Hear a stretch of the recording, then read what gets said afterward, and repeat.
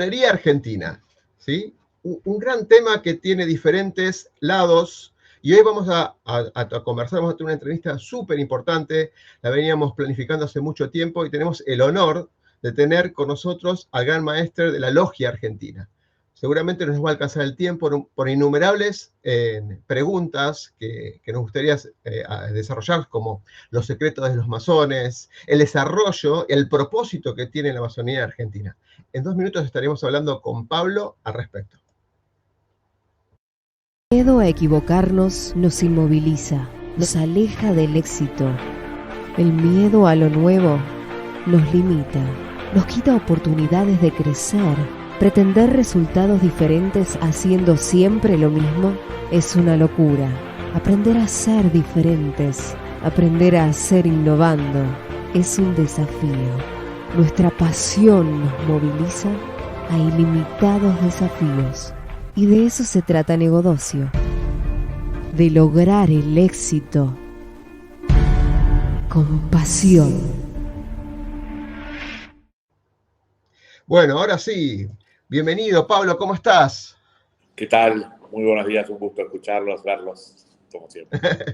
Genial. Bueno, con Pablo tuvimos la oportunidad cuando él estaba liderando unos cambios muy interesantes en el pasado, por la parte de aprendizajes en algunas fuerzas de seguridad, más que nada por la parte de su background, digamos, ingenieril, y además compartimos que somos ingenieros, mezcla de seguridad, de informática y demás, pero hoy sí que no, vamos a tocarlo eso de costado, digamos, ¿no? Por ahí no es lo más importante es tu rol muy importante en lo que es masonería argentina. ¿Querés presentarte de alguna manera, Pablo? Bueno, con mucho gusto. Mi nombre es Pablo Lázaro, como bien decías, ingeniero en informática, especializado más en el área de ciberseguridad, ciberdelitos, ciberdefensa, y hace más de 22 años que soy masón, soy miembro de la Gran Logia de la Argentina, y desde el año 2020 tengo el honor de conducir la Gran Logia de la Argentina. ¿Qué es la Gran Logia de la Argentina? Es la federación de logias que hay a lo largo y ancho de un país, en este caso la Argentina. Hay 470 logias a lo largo de todo el territorio nacional, cada uno con sus objetivos, con sus días de reunión. Esa federación elige sus autoridades cada 4 años, la cual tengo hoy el honor de presidir. Pablo, ¿puedo primero plantear algo? Te voy a mostrar algo que estuve leyendo para estar un poquito más a tono, ¿no? Más allá de investigar. Dice, la hermandad secreta de los masones. Pareciera como que los masones es un lado oculto, ¿no? No está tan, digamos, en las películas, tan asociado con este propósito, yo le llamo propósito extraordinario, cuando un grupo de personas piensan por el otro más que por uno, tiene ese propósito y hay un conjunto de valores. Yo quisiera empezar por ese lado porque es el que menos se habla, por lo menos en el común de la gente, como para presentarlo de otra manera. Bueno, efectivamente, la masonería nace como una institución, una asociación secreta, ¿no? Hace 300 años, cuando literalmente se jugaban la vida los masones contra los regímenes teocráticos, monárquicos, y en particular cuando básicamente se definían como librepensadores en una época donde el oscurantismo reinaba, que, bueno, literalmente corrían riesgo la vida de ellos y de sus familias. Entonces, efectivamente, eran asociaciones secretas. ¿Cómo nace la masonería? Desde la construcción de las catedrales de la Edad Media, que incluso hoy con la tecnología existente nos siguen sorprendiendo. Algunas obras, las arcadas que se hacen sin la tecnología que conocemos hoy en aquella época, con ese secreto de la construcción se guardaba celosamente. Originalmente, cuando los masones éramos operativos, era la manera en la que se agruparon esos constructores para defender el gremio, su trabajo. Pasado el tiempo y cuando la construcción se populariza, cuando, digamos, ya forma parte del acervo en general, los masones comienzan a transformarse en especulativos. Masón literalmente significa constructor o albanil, viene derivado del francés. Esos albaniles comienzan a aceptar en sus filas científicos, políticos, filósofos, todos los que hacen a las distintas ramas del ser y del saber.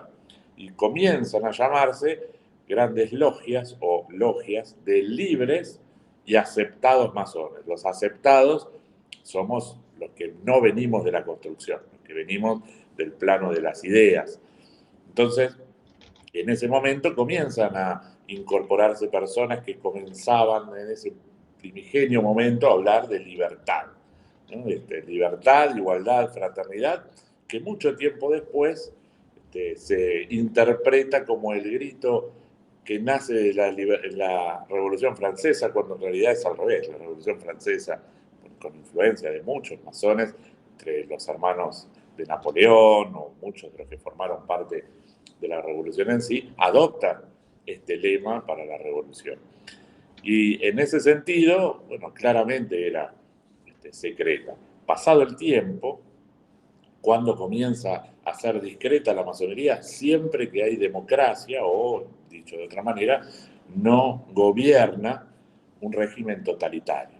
Porque la masonería es una federación, un grupo de libres pensadores, es una institución que permanentemente te está preguntando por qué de las cosas, y sea por izquierda o por derecha, aquel totalitario que no quiere que le pregunten, ni le repregunten, ni le cuestionen, ni le desafíen, ha perseguido a la masonería. Entonces, fue perseguida en el siglo XX por el nazismo, por el franquismo. Franco tenía específicamente una Secretaría de Estado para la represión del comunismo y la masonería. Una cosa.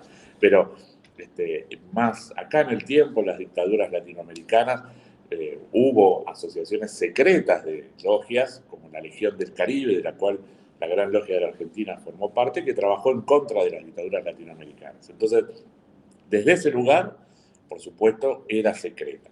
Comienza a ser discreta siempre en dictaduras, digamos, cuando caen las dictaduras y comienzan las democracias, en el sistema, en nuestro caso, republicano, es discreta porque no hace publicidad en el sentido de cuando hace el bien, me interesa que se diga, mira, lo hizo la masonería. Se trabaja en esas personas que piensan totalmente distinto unas de otras, buscar acuerdos. Entonces, digamos, desde un punto de vista de por qué además tiene ese halo de misterio, se suma que la masonería en Argentina particularmente tuvo procesos diferentes al resto de, diría, Latinoamérica y quizás del mundo. Porque, por ejemplo, en Estados Unidos, es absolutamente pública la masonería hace mucho tiempo, se sabe que Washington era masón y hay cuadros en la Casa Blanca de Washington con mandil de masón. Acá al lado, Uruguay, como decimos siempre, Tabaré Vázquez, presidente de la nación, públicamente decía que era masón y presidente y todo bien. Acá, desde la década del 30, que nosotros entendemos que fue la década bisagra, cuando los totalitarismos y los distintos golpes comenzaron a formar parte de la política argentina, la masonería se retrotrae y pierde desde el año 30 a la vuelta plena de la democracia en el 83, entre 400 y 350 propiedades, pero además muchos masones dejaron de formar parte, entonces dejó de estar en la escena pública. Cuando uno hoy recorre distintos lugares del interior, por ejemplo Santa Fe, Mar del Plata, distintos lugares donde en la plaza principal tenías la intendencia, la iglesia, los bomberos, la logia masónica. Uno se da cuenta que formaba parte hasta el año 30 del acervo político de cada una de las ciudades. Cuando comienzan, como decía, las distintas dictaduras y la masonería se retrotrae, se agrega en el caso de Argentina una serie de componentes que otros países no tuvieron. Recordemos que el Congreso Eucarístico se celebró aquí, en Buenos Aires, y eso fue el punto de ingreso de la doctrina más, digamos, clerical en fuerzas militares, en la sociedad en general. Ya a ese entonces la masonería no contestaba muchas cosas, y sumamos otro componente, que desde el ingreso del franquismo a España, muchos republicanos masones se exiliaron a la Argentina y muchos de ellos habían perdido familia, amigos, otros masones. De hecho, recientemente el gran maestre de España me dijo que se estimaba que en aquella época había unos 10.000 masones, y en realidad Franco mató 30.000 masones. Es decir, solamente por decir, él es masón, lo mataban independientemente de si era o no. Entonces, toda esa generación casi Pablo, una corrida como religiosa, ¿no? Exactamente. Dicen que Franco intentó ser masón, que de hecho tuvo su padre como masón, y que su padre, en una carta, que bueno, estuvo en algún momento en nuestros archivos también, su padre le dijo: vos nunca vas a ser masón, por esto y esto y esto. Y con lo cual yo creo que tenía alguna cuestión no resuelta más allá de su ideología, pero bueno, eso es para algún profesional de esa área, pero sí, claramente él intentó ser masón y no pudo, y bueno, pero todos esos republicanos españoles exiliados en Argentina, de hecho la República Española en el exilio funcionó en parte desde Buenos Aires, desde la Logia Prometeo, Miguel Cervera y otros tantos, toda esa generación que fue muy importante, hablamos de muchísimos masones, también agregó a la generación de masones hasta hace poco dirigente esa cuestión de no digas que sos masón, porque podés tener problemas, porque realmente la pasaron mal. Entonces, nosotros teníamos maestros, hace 15, 20 años atrás, que nos decían: nuestra fortaleza es el secreto y el silencio, no hay que contestar. Y cuando vos no contestás en la época actual, se llena de mitos, de supersticiones, y dejás que la gente acepte eso porque no conoce qué es la masonería. Y nosotros, desde el año 2008, la corriente que hoy tengo el honor de conducir, desde el año 2008 está gestionando la masonería argentina, y comenzamos una política en el sentido contrario, absolutamente respetuosos del que la pasó mal y entendemos por qué, pero somos masones iniciados en democracia y creemos que no tenemos nada que esconder, sino mucho que contar. Hicimos toda una política de puesta en valor comunicacional, es decir, hablamos con los medios, abrimos en la noche de los museos, generamos redes, páginas, un departamento de comunicación, estamos permanentemente en contacto, mostrando justamente qué hizo la masonería, quiénes somos y hacia dónde vamos. Y eso es el motivo por el cual también en estos últimos años, como decíamos, tiene más presencia la masonería. Estamos contando qué hacemos. Totalmente, Pablo. Hay un tema que me interesó cuando lo estuvimos analizando, el tema de la masonería, o lo estuve investigando, ¿sí? Con colegas muy cercanos a vos. El tema del propósito. Ustedes hablan mucho, obviamente, de la hermandad para ejemplificar este grupo humano con un propósito en común, y hablan del desarrollo personal, más allá de la común opción y dejar una huella, como estuviste hablando hoy. El desarrollo personal de cada uno de los integrantes, la búsqueda de la verdad, ese famoso por qué reiterativo en buscar la verdad, como en algún momento lo hemos leído en Sócrates, al servicio de la comunidad, ¿sí? Y el fomento de la fraternidad, como, digamos, el basamento primordial en las logias, ¿sí? ¿Puedes desarrollar un poquito más cómo es ese desarrollo personal y, en particular, los valores que sustentan esa fraternidad? Efectivamente, nosotros decimos, somos una institución de libres pensadores. Y lamentablemente la palabra libre pensador está muy denostada, ¿no? Se dice el libre pensador, o sea, para tratar de irradiarlo. Por el contrario, el libre pensador, para el que cuestiona incluso sus convicciones más íntimas y muchas veces las ratifica, pero está acostumbrado a desafiarlas, a no dar por sentado nada, a no aceptar dogmas. El dogma es aquello que no se discute porque se acepta como verdad revelada. El masón no comparte dogma, no entiende el dogma, lo va a desafiar. Por ahí lo cree, pero por lo menos lo desafió y entiende y le busca una lógica racional. Entonces, la masonería, por el contrario, alejada del dogma y del signo, el signo es lo que es unívocamente decodificable, es igual para todos, ¿no? Por el contrario, la masonería enseña a través del símbolo. Y el símbolo es libre pensamiento. Para vos es una cosa, para mí otra. Seguramente si nos encontramos dentro de varios años, encontraremos alguna otra interpretación porque nosotros vamos cambiando. Y a su vez, más allá de que es un vector del que justamente hace a que vos desde el inconsciente le busques nuevas interpretaciones, a su vez es un punto de encuentro. Porque discusiones que han dividido a la humanidad siglos, como qué Dios es mejor que otro entre religiones, en la masonería no se da esa religión, al contrario, nos encuentra porque celebramos la diversidad y ponemos símbolos. Por ejemplo, siguiendo el mismo ejemplo, nosotros hablamos del gran arquitecto del universo, que para el creyente es Dios, para el agnóstico será el proveedor, progreso, para el panteísta la tierra, no importa. Te acercas, te genera un punto de encuentro y vos realmente lo interpretás o jurás, en ese caso, por aquello que considerás superior a vos. Entonces, eso por un lado, respecto de su cosmovisión, respeta la creencia individual y fomenta la participación. La masonería es una institución donde no es que el gran maestre de turno llama a un presidente y le dice, mirá, necesito 3 ministros, eso no sucede, digamos. Los masones, por su formación, por ser participativos, por meterse, por preguntar por qué, por ser básicamente ciudadanos, con mayúscula, necesariamente, independientemente de la ideología, terminan muchos masones ocupando espacios, sea en la esfera política, en la esfera religiosa, en la esfera de clubes, en la esfera de asociaciones civiles, porque muchos son apartidarios, pero trabajan en cuestiones filantrópicas, cuestionan absolutamente la forma de vida y ven cómo solucionarlos. Porque hay una cuestión muy importante en la institución. Desde que apenas ingresas, se te da la posibilidad de trabajar, es decir, de participar. Y se te explica que es muy fácil criticar. Si no estás de acuerdo, bueno, hacelo vos. ¿Y cómo se trabaja eso?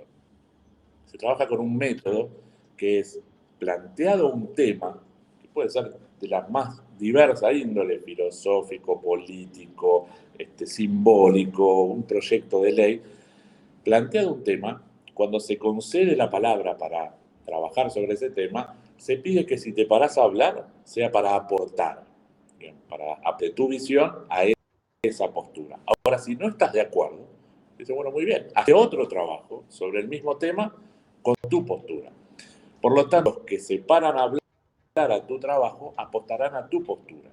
Y vos, como oyente, haces una síntesis increíble.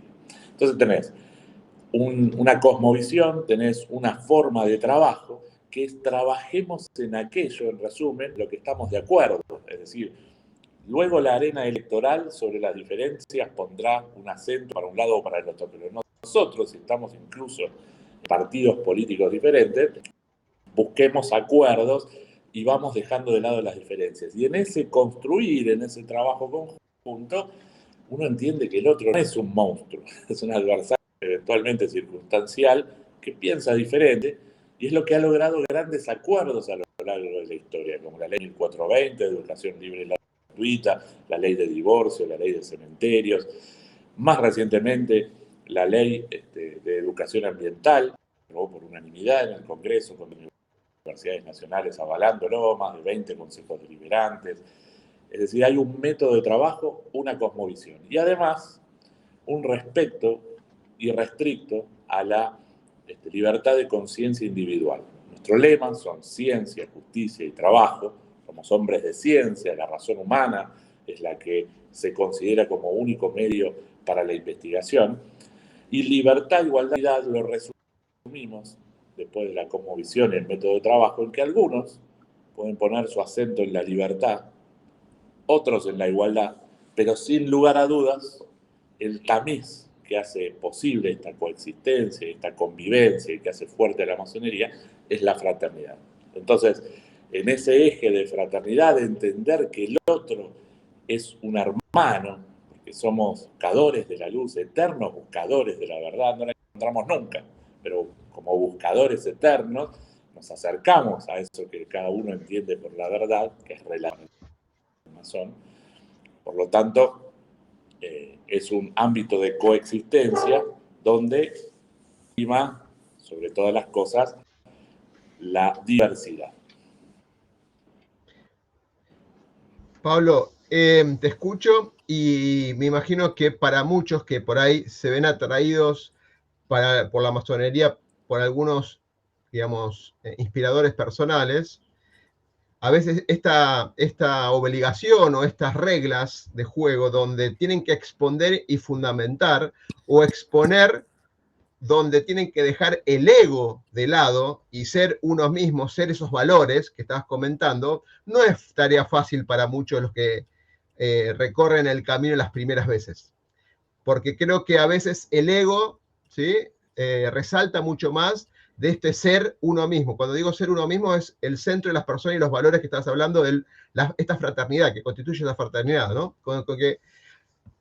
¿Cómo son esos ritos? Ritos me refiero a esas repeticiones, a esos protocolos para formar esto, ¿no? Porque somos seres de repetición, somos seres sociales que de alguna manera nos mimetizamos rápidamente cuando nos asociamos con valores que nos sentimos identificados. Pero las primeras veces cuesta. Vos ya tenés unos cuantos años al respecto, con lo cual ya tenés mimetizado, ya tenés como parte de tus genes, digamos, la masonería y los valores y esta fraternidad que hablaste. Pero los primeros, los que dan los primeros pasos, ¿cómo son estos ritos?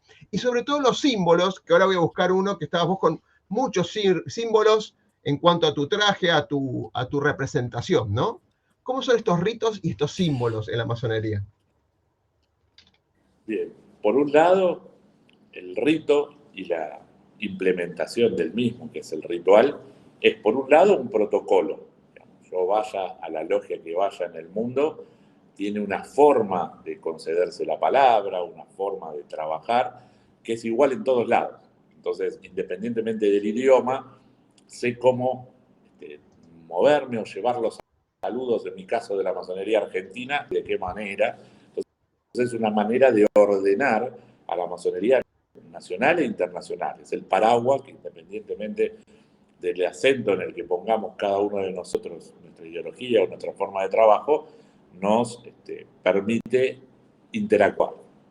Pero por otro lado, eso en sí mismo, porque la manera de conceder la palabra, la manera en la que están dados los tiempos, son en sí mismos símbolos para interpretar.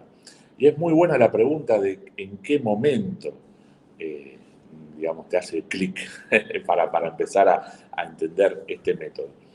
Vos cuando ingresás como el grado de aprendiz. La masonería tiene en esencia 3 grados que luego, habrán escuchado mucho seguramente el grado 33, bueno, del grado 4 al 33 son grados, se llaman filosóficos porque son de forma específica. En grados filosóficos tenés el arco real, para que tienen un acento más puesto en la búsqueda espiritual. Hay otras acciones de la masonería que son para cuando vos ya llegaste al 3er grado y querés elegir tu camino personal, formarte más en política, en cuestiones espirituales, digamos, eso va en una búsqueda. Pero hasta el 3er grado, todos tenemos este camino común que, como bien decías, en un momento tenés que entender ese método. Cuando vos recién ingresás, como se enseña a través de símbolos, se te enseñan, se te explican algunos símbolos muy importantes de la masonería y se te da una interpretación base, ¿no? Como te digo, el gran arquitecto es el principio creador, hay herramientas, porque en la masonería derivada de la construcción, todo es una alegoría de la construcción, son símbolos, parábolas, leyendas relacionadas con construcción de cosas, por eso hay mazos, por eso hay escuadras, compases, trazados arquitectónicos, son simbólicos que de la construcción operativa llevados a cuestiones filosóficas. Y en el primer grado, es decir, apenas ingresaste, hay una interpretación base. La idea es que vos encuentres nuevas interpretaciones. Pero ya desde el 2.º grado en adelante, no hay interpretaciones bases. Esto es esto, y vos tenés que empezar a combinarlo. Y particularmente a mí, y considero que a muchos les ha pasado lo mismo, después de un tiempo, después de algunos meses, quizás un par de años, depende de la participación de cada uno, que uno viene acostumbrado, en mi caso, al mundo ingenieril, que digamos hay un procedimiento, un método, hay un proceso, un proyecto, que está todo con bibliografía. Bueno, aquí no. Entonces, cuando uno empieza a interpretar algunas cosas y empezás a decir, mirá que bueno, esto también puedo usarlo así y asá, uno inconscientemente se pregunta, ¿estará bien esto? Porque no lo encontrás en ningún lado, o alguien que te diga, y llega un momento que vos mismo decís, por supuesto que está bien, porque a mí me sirve que sea así. Y entonces, ahí, ese momento en el que te hace clic la cabeza, el método, es donde te convertís en un libre pensador. Y mirás para atrás y te das cuenta que vos cambiaste tu método de investigación, tu método de cuestionamiento de cada una de las cosas. Entonces, básicamente, el masón se hace viviendo masonería. La masonería es vivencial. Tenés que ir, vivirla, trabajar el ritual, debatir con el método masónico con los hermanos. Por eso, si bien las nuevas tecnologías nos ayudaron muchísimo, digamos, tenemos puntos de encuentros virtuales, administración, sobre todo en la pandemia hicimos muchísimas cosas que aceleraron varios procesos, la masonería sigue siendo un lugar donde es básicamente gregaria, digamos, o sea, nos encontramos a hablar, a debatir, a recibir al que piensa distinto, en una sociedad donde hoy te ofrece lo contrario, digamos, los partidos políticos, los clubes de barrio, dejan de existir, y uno, leía hace poco a Harari, el israelí, que con las redes sociales tiende a agruparse con el que piensa igual. Entonces, nuestra institución sigue siendo y estando en pie y creciendo con un esquema contrario, agruparte independientemente de tu edad, de tu origen social, de tu grupo étnico, de tu ideología, y considerarlo un hermano. Entonces, más allá de, como decía, la ideología individual y, digamos, cómo interpretaste esos símbolos, el método va calando en cada uno, incluso en cuestiones cotidianas como el uso de la palabra. Vos entrás a un bar, 10 años, ves una mesa de masones, sin saber que son masones, los reconoces por cómo hablan y por cómo escucha el resto cuando uno está hablando. O sea, ese respeto irrestricto a la palabra del otro, que después sabés que te va a escuchar a vos. Eso en mesas de bares, cuando no hay masones, ves que se pisa uno a otro. Bueno, todo va calando hondo en la institución, en cada una de las personas, más allá de su ideología.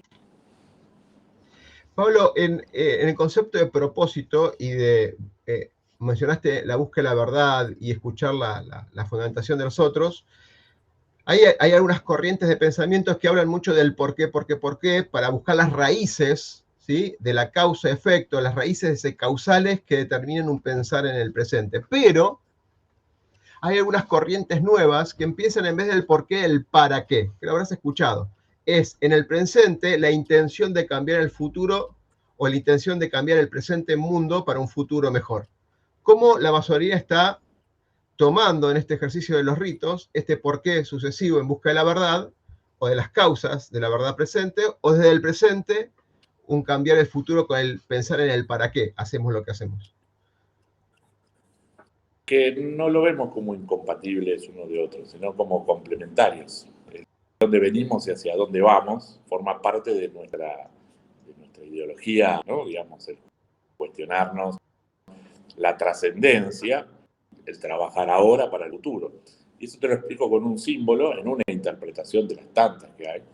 Los masones, cuando abrimos nuestros trabajos, cuando vamos a trabajar, le decimos abrir los trabajos en logia, dentro de lo que se llama el ala de los juramentos, que es cuando, digamos, se le toma el juramento a un nuevo masón, o se afilia a una persona, o se le hace un juramento porque va a presidir la logia, tenemos simbólicamente dos libros muy importantes, hasta reglamentariamente están escritos. Por un lado, lo que se llama el libro de la ley sagrada, que puede ser la Biblia, la Torá, un libro en blanco, no importa. Es lo que vos considerás, o tu logia, los grupos de maestros que administran esa logia, consideran simbólicamente algo que refiere a la trascendencia. Digamos, de dónde venimos, hacia dónde vamos. Por eso digo, la Biblia de forma simbólica, ¿no? Y también, y muy importante, la Constitución Nacional. Primero porque nosotros estamos juramentados de respetar las leyes de la nación en la que vivimos, pero así como la Biblia simboliza de dónde venimos y hacia dónde vamos, la Constitución, a diferencia de otras instituciones, nos recuerda que estamos acá y ahora. Entonces el masón trabaja, digamos, filosofando o aprendiendo a filosofar, como decía un hermano, Voltaire, de dónde venimos y hacia dónde vamos, pero también trabaja ahora, con esas leyes y para el futuro. Y no quiere decir que estemos a favor de todas las leyes. La garantía que te da que uno sea masón es que va a trabajar para cambiarlas, protestar, cuestionarlas, hacer nuevos proyectos, pero en el medio va a cumplir la ley. Entonces, ese símbolo creo que sintetiza tu pregunta. No son incompatibles, son preguntas complementarias y las trabajamos dentro de nuestro método. Pablo, aprovechando que te tenemos y tengo innumerables preguntas, ¿sí? Y gracias a Dios por poder compartir de que sacamos este ocultismo que hay sobre estos conceptos, ¿no?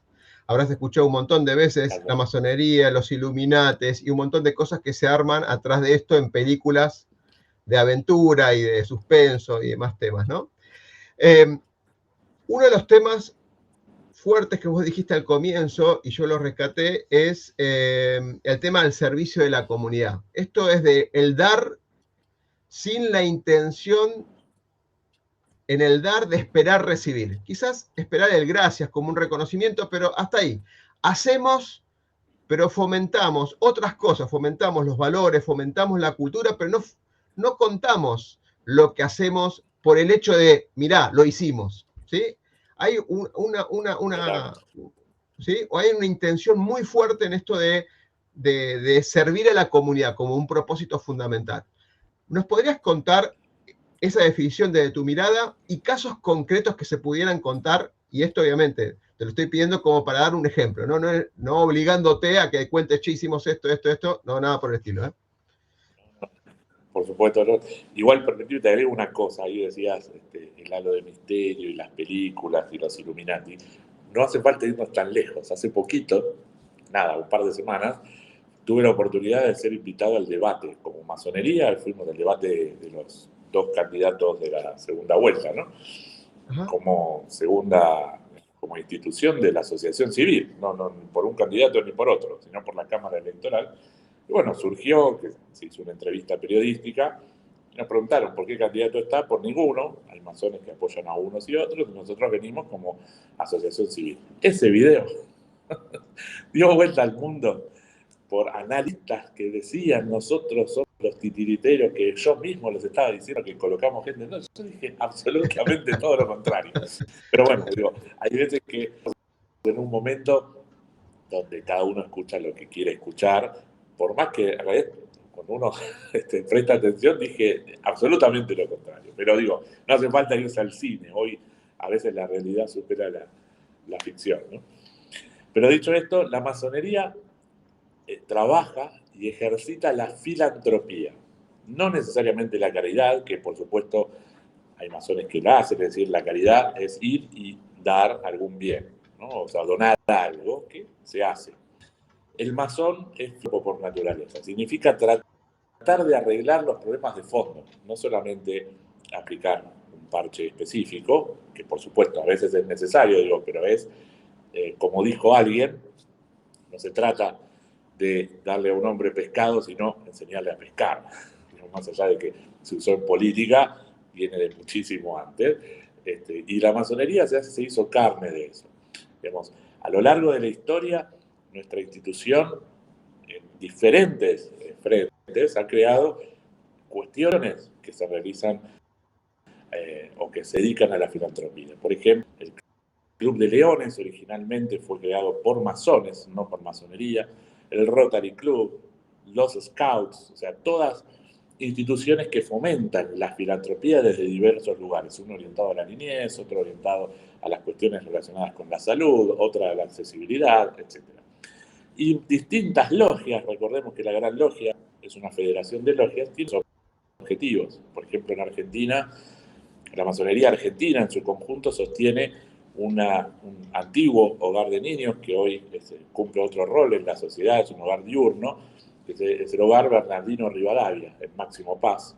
Son 15 hectáreas que hoy hacen un montón de actividades para la sociedad. Por ejemplo, está la sala de primeros auxilios de Máximo Paz, una escuela secundaria, un club de fútbol, un club de rugby, una huerta orgánica, un comedor infantil, que se alimenta a su vez de la huerta orgánica, y lo producido y los desechos del comedor y de la huerta, a su vez tenemos un gestor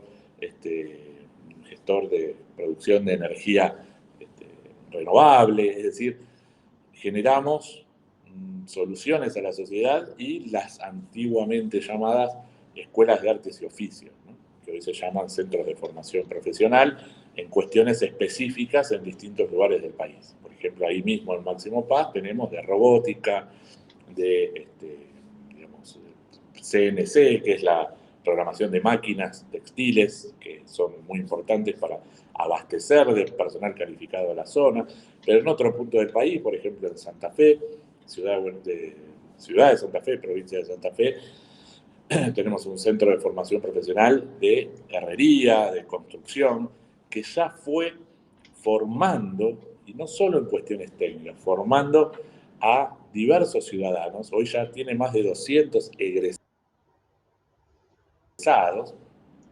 Y esto es no solo el no, también de economía, de microeconomía, de, mirá, gastaste de plata en insumos, bueno, tenés que amortizarlo para poder tenerlos, saber vender sus servicios, que esto es muy importante. Y esto ya ha tocado más de 100 familias, en definitiva. Al tener 200 egresados y que esto uno ve que va cambiando el estilo de vida y la manera de trabajar de distintas familias, se siente realizado como logia, ¿no? Esos son trabajos puntuales, pero digamos, a lo largo y ancho del mundo, la masonería trata de hacer eso, no de hacer publicidad en el sentido, mirá, hicimos esto, hicimos lo otro, ¿no? De hecho se llaman de otra forma. Centro de Formación Ángel Casanelo, el Hogar Bernardino Rivadavia, digamos, no es la masonería la que hace eso, sino son masones que tratan de hacer filantropía, es decir, ayudar a hacer una sociedad mejor. Súper interesante, súper interesante y está aclaradísimo estas metas extraordinarias que han logrado. Voy a hacer una pregunta incómoda, no es incómoda, voy a cambiar la forma de decirla. Siempre hay una pregunta incómoda. Y después hay una pregunta de aprendizaje, que nos ayudes a aprender más sobre el tema masonería. La primera es, hablaste de las religiones, y si bien en el punto de vista espiritual, todas de alguna manera tienen un punto de confluencia, he escuchado, y vos confirmame, que hay logias por diferentes religiones, o sea, logias, digamos, más del lado del judaísmo, o logias más del lado del cristianismo, hay logias de hombres, hay logias de mujeres, etc. Sin dar tanto detalle, ¿puedes ahondar un poquito más en este tema? Respecto de religiones y política, en principio no, salvo alguna excepción específica.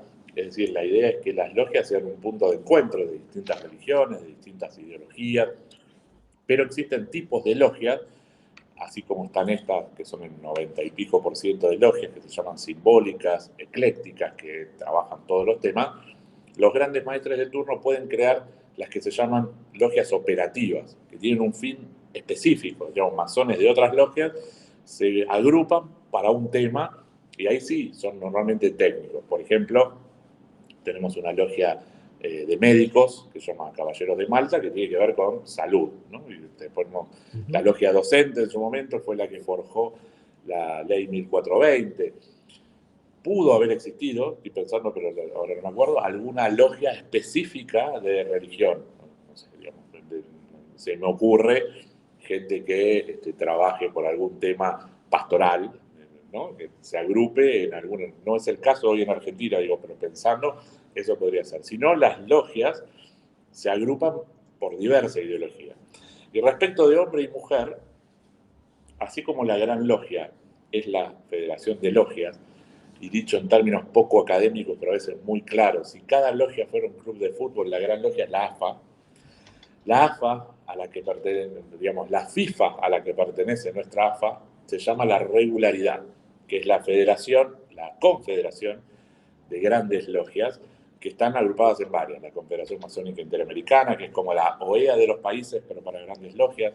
La Confederación Mundial de Grandes Logias, que sería como la... que al igual que esas son no vinculantes, es decir, yo puedo, siguiendo una línea base, puedo no aplicar algunas cosas que hacen ahí, pero el reconocimiento internacional es lo que me da pertenecer ahí.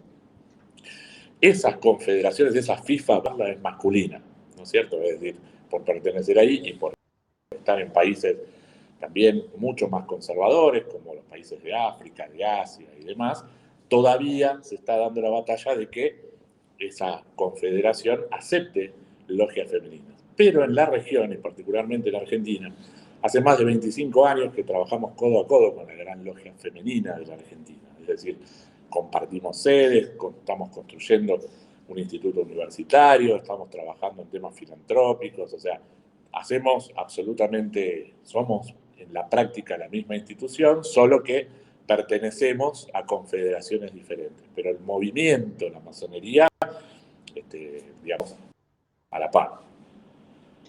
Pablo, eso es gran trabajo tuyo y todo tu equipo, y por eso quería indirectamente el reconocimiento, porque no todo en el mundo está tan avanzado esto de las logias como lo estás construyendo acá en Argentina. Si estuviera una pregunta, otra difícil. Yo, viste, estoy como cuando tomo exámenes, o sea, estoy como queriendo saber de todo, Pablo. Si estuviera San Martín vivo y Sarmiento vivo a hoy, ¿qué le diría de masón a masón a Pablo? ¿Qué me dicen a mí? Mi ideal es que me digan, muy bien, vamos bien. Ahora, seguía así. Seguía así, vamos bien.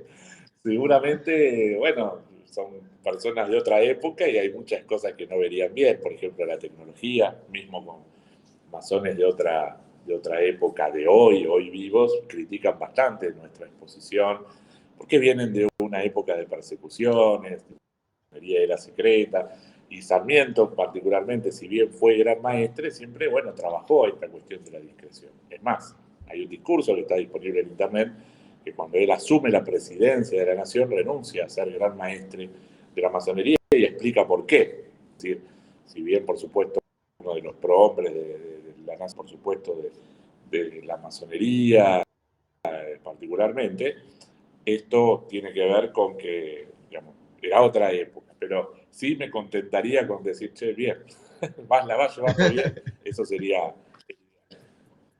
Ok, Pablo, para cerrar, ¿qué libros nos recomendarías para los que quieren dar los primeros pasos, más allá de acercarse, obviamente, a la logia, a la sede que está acá en Capital, en Argentina, o en las diferentes sedes, obviamente? Está en la página, están bien detallados. ¿Qué libros recomendarías? O quizás hay alguna película también, que por ahí a algunos les gusta más ver películas que leer libros. Yo recomiendo leer libros, preferentemente, para que tomen conocimiento de esto para los que tengan intención, ¿no? Y cumplan con los requisitos, poder avanzar con la masonería. Libros, yo recomiendo particularmente los libros de Emilio Corbiere, que se llaman Masones, o Masones 1 y Masones 2. De ver la masonería en la política en Argentina, ¿no? Y Masones 1 cuenta toda esta esencia filosófica también de la institución y todo lo que tenga que ver con la formación logia de Argentina. Después, a los que tengan alguna duda religiosa de por qué la masonería es o no incompatible con la religión, hay un libro escrito por un jesuita y masón, 1960 y pico, que se llama Jesuitas y Masones, también está disponible en internet. En la mitad del libro su vida como jesuita, la otra mitad del libro su autor, y un corolario donde le explica al Papa de aquel momento que no ve incompatibilidades y que por excomunión, que antes del Concilio Vaticano II era expresa en el Código Canónico, él veía que no era incompatible. Pero el corolario de ese libro es que las cenizas de ese cura jesuita, llamado Tom Nagy, rumano, destinado a Sudamérica, hoy descansan en nuestro hogar Bernardino Rivas, ¿no? Y eso es también un tema muy interesante filosóficamente. Y después, sí, como bien decía, la página de la masonería tiene muchos videos, muchas entrevistas que explican audiovisualmente bastante.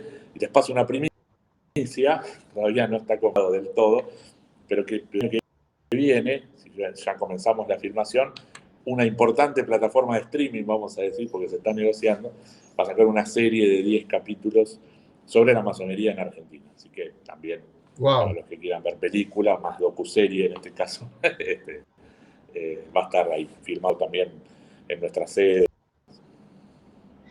Pablo, te agradezco un montón tu tiempo, sé que es bastante ajustado, que estás viajando por el mundo para otros menesteres y combinando masonería y tu trabajo profesional, con lo cual te agradezco un montón este tiempo que nos dedicaste ahora para compartirlo para el resto de la comunidad. Así que muchas gracias y espero verte pronto para seguir conversando del propósito y los hechos y los proyectos que hayan realizado con la masonería.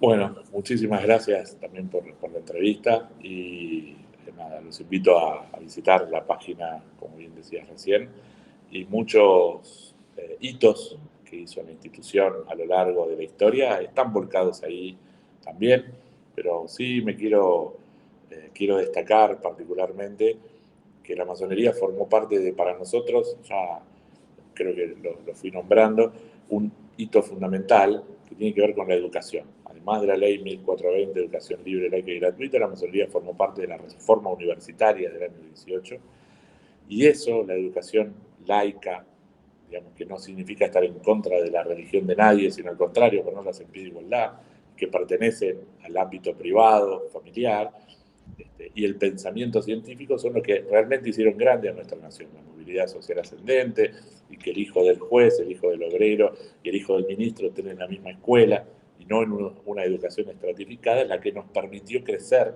a tasas agigantadas como país. Bueno, esa ley fue desapareciendo y estamos reivindicando esa ley y esa forma de estudio con educación libre, laica, pública, gratuita y de calidad. Excelente, Pablo, te agradezco un montón, espero verte pronto. Muchas gracias, igualmente a disposición.